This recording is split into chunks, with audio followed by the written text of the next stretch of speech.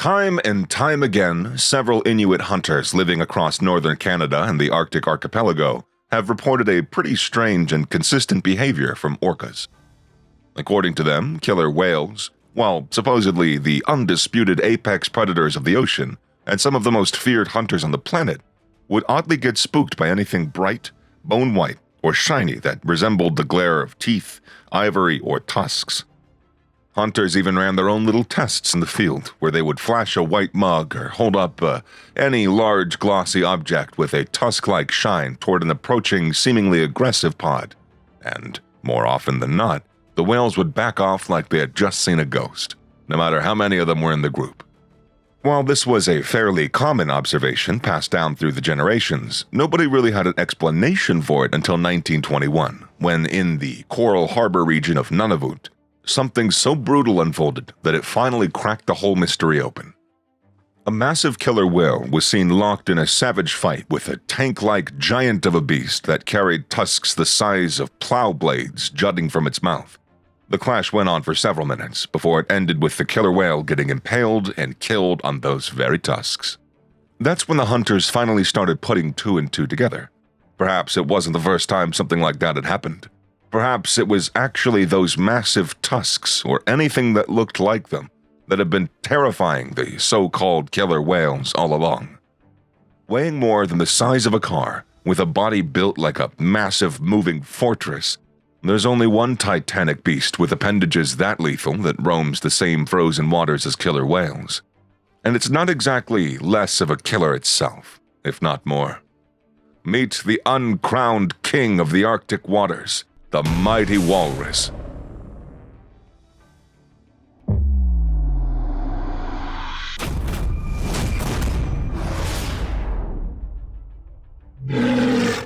The following video comes from a zoo in the eastern Chinese province called Shandong. A man named Jia was filming a captive 1,000-kilogram walrus in May of 2016 when awestruck by its sheer size and presence. He can be heard saying in the background, "Watch the walrus, so strong and so big," in Chinese. But only moments after this footage was captured, his admiration for the massive animal took a turn no one could have seen coming. Jia had come to the zoo during some free time off work, and from the second he walked in that morning, he'd been filming and uploading pretty much every part of his visit onto social media for a small circle of followers, mostly friends and family. Around midday, his followers saw this video pop up on his profile. But after that, the upload suddenly stopped cold. So did his online status. Over the next few hours, several people tried reaching out to him, but no response came back from his end. Well, on his end, all hell had broken loose. Needless to say, his encounter with the tank-like beast did not go the way he expected. But we'll get into the horrifying details of it in a moment. Before that, the deadly walrus deserves a proper introduction.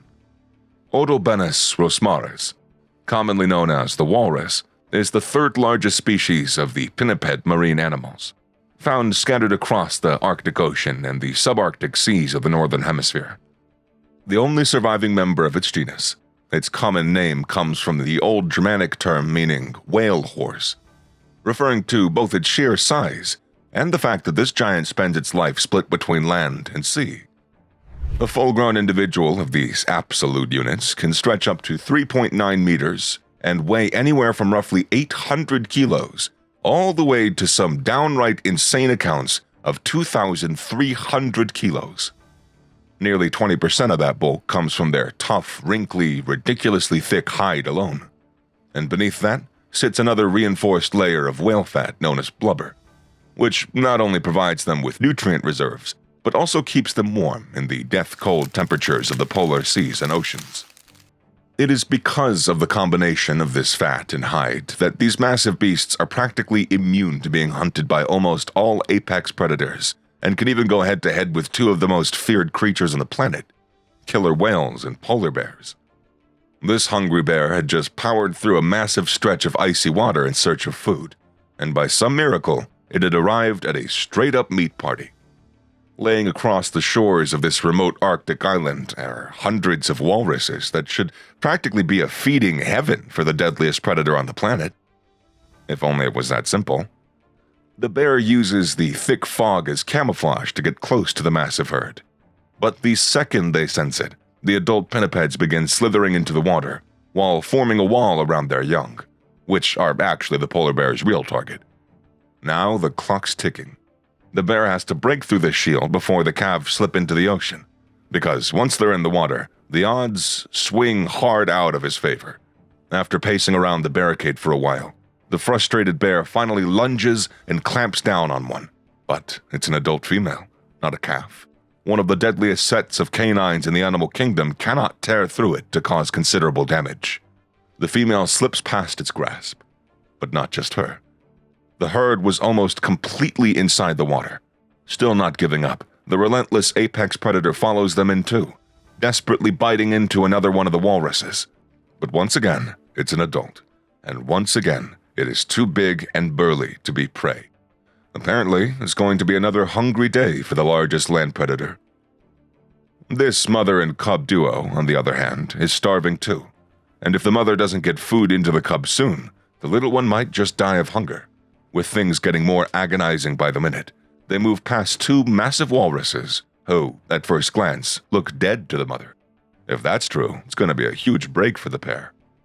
The mother slowly sizes one of them up, and when it finally inches close enough, the tank of a creature suddenly wakes up, flashing its towering tusks and shoving the predator away like she's some annoying cat. These tusks, in fact, are the walrus's most iconic feature, apart from its size. Made from reinforced ivory and dentin, these lethal appendages never stop growing throughout their entire lives. And at full size, they can stretch to around 1 meter long, while weighing as much as 5.4 kilos each. Also, because of a walrus's bulky frame and raw power, when one swings these killer teeth upward or slams them down, the impact can be so brutal that victims can end up gored with skewered on them. On top of that, while rivals like orcas and polar bears struggle to punch through the insanely thick hide of an adult walrus, the walrus itself can drive these formidable weapons clean through layers of fat and skin and hit vital organs in a single strike. The only way a polar bear can actually hunt a walrus is if it creates a panic in a walrus herd gathered up on the shore, and in the desperate rush to retreat back into the water, the walruses themselves end up crushing weaker or older individuals in the stampede or leaving their young behind. Orcas, on the other hand, carry out their infamous coordinated attacks against walruses, and can sometimes even kill the adults while frequently snatching younger ones swimming in the shallow waters searching for food. But these encounters aren't just brutal. They go both ways in the worst possible way. A walrus can straight up impale a killer whale with its tusks, dropping it on the spot in a single lethal strike, sometimes even taking itself out in the process. But regardless, because of how gory and unpredictable it gets, pods of killer whales have been known for centuries to show a clear sense of caution and fear around walruses, their tusks, or anything that even remotely resembles them. When walruses are trapped on frozen lakes and oceans with no nearby source of open water, they use these tusks almost like giant drills to cut open massive holes in the ice, and then maintain them for long periods to make sure that they always have a spot to dive through for food, or to escape danger at a moment's notice. When the timing is right, and they're not expecting any threat, these same ice holes can become the spot where group after group of massive walruses can be found just dozing off, with their tusks anchored into the frozen surface, while their bodies drift effortlessly in the water below. Sometimes they don't even bother with the anchoring part and just let themselves float on the surface. While doing so, they have to fill up to 50 liters of air in their throats to help keep themselves buoyant. Every now and then, they'll even hold their breath and sink all the way down to the ocean floor for short naps. But more than that, the beds of the seas and the oceans are also where most of their feeding and hunting take place. Diving down up to 500 meters in a single breath hold that can stretch up to 30 minutes without coming up for air, a walrus makes its way to the ocean floor in the shallowest parts of the sea, mostly close to shores or shelf areas, and dig out clams and shellfish from the seabed. Surrounding their tusks is a patch of stiff bristles known as the walrus mustache, with about 400 to 700 highly sensitive hair-like projections that can reach up to 30 centimeters in length, and are lined with a rich supply of blood vessels and nerve fibers.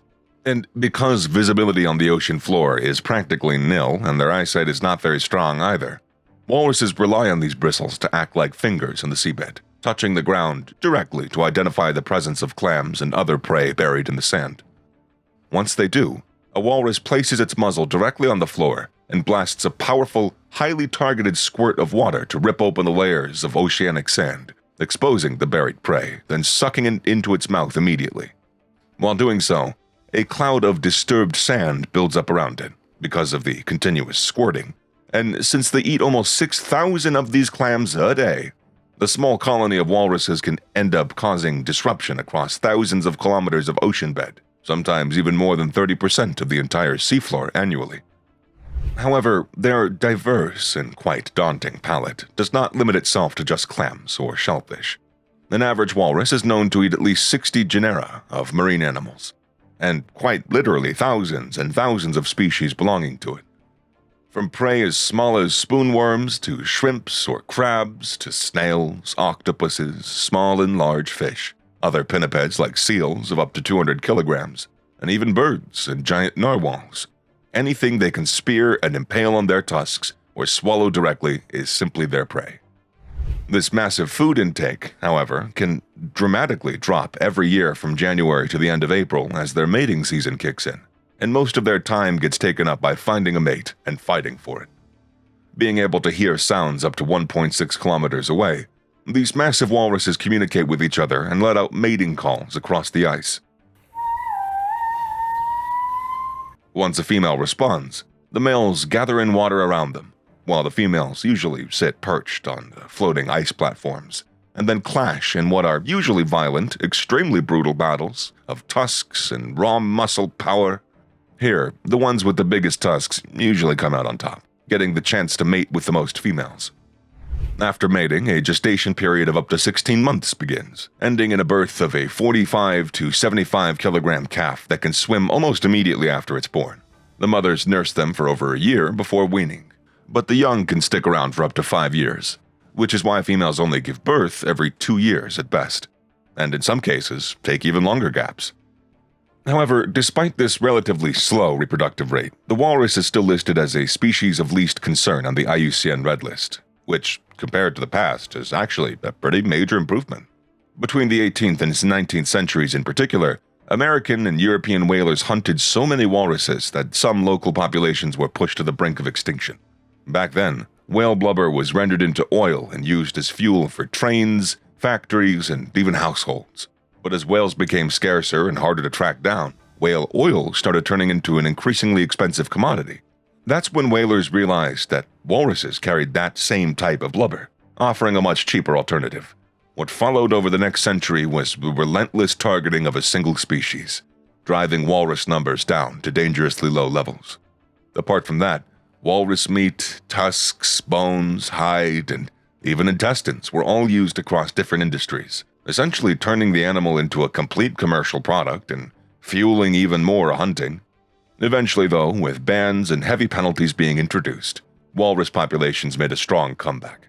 But even today, the threat hasn't completely gone away. One of the biggest concerns now is climate change. As temperatures rise and sea ice continues to disappear, walruses are increasingly being forced onto rocky shorelines and steep cliffs. Not only does this disrupt their breeding cycles, but it also makes moving between land and water far more difficult. And it's during moments like these that some truly heartbreaking scenes unfold. Stranded along a rocky cliff face, hundreds of walruses were observed by researchers and film crews falling from dangerous heights and being killed on impact, simply because there wasn't enough sea ice available for them to rest on. Similarly, captive breeding and zoo culture has become one of the most troubling chapters in the story of walruses. Much like whales, these massive animals are highly social, deeply bonded, and accustomed to vast open spaces in the wild. Captive environments rarely provide anything close to those conditions, and on top of that, the methods used to make walruses suitable for public displays and close human interaction can be incredibly stressful and often frustrate and psychologically distress these wild animals. A tragic example of this was the incident mentioned at the beginning of the video. The walrus filmed by the Chinese man Jia reportedly had its tusks removed to make interactions with people safer. But Not only was this an extremely painful procedure in itself, but the lack of tusks also make basic day-to-day movement excruciating, since the massive appendages play a key role in hauling walruses in and out of the water and, in general, support almost like limbs, as mentioned earlier. This limited mobility, paired with an already confined environment and the intensive training that the animal had been put through, further added to its agony, and the walrus, despite appearing calm and playful on the surface, was in reality extremely volatile and unpredictable. On top of that, Jia's behavior didn't exactly make things any safer either. In his last video, he was seen standing just a few feet away from the animal, commenting on how massive and powerful it was. But moments later, he pushed things further, posing for these photos while practically sitting in the lap of the giant walrus. Though before he could even post them, the enraged animal suddenly lashed out, grabbing him and dragging him into the pool, pinning him tightly beneath the water. Seeing him struggle for his life, the walrus's trainer jumped into the pool to save Jia, but the 1,000-kilogram beast grabbed him too hard and sank to the bottom of the pool with both men in its hold, refusing to let go until they were both gone in what was nothing short of an incredibly excruciating and abrupt end to their lives. I don't know whom I feel worse for here, Jia, the trainer, or the walrus. And honestly, how do we still end up here, like, every time? Just stay the hell out of an animal's way, dude. It's really not that complicated. People are just dumb. All right, I'm out. See ya. Peace. Adios. До свидания. Is that what that means? I don't know. Bye.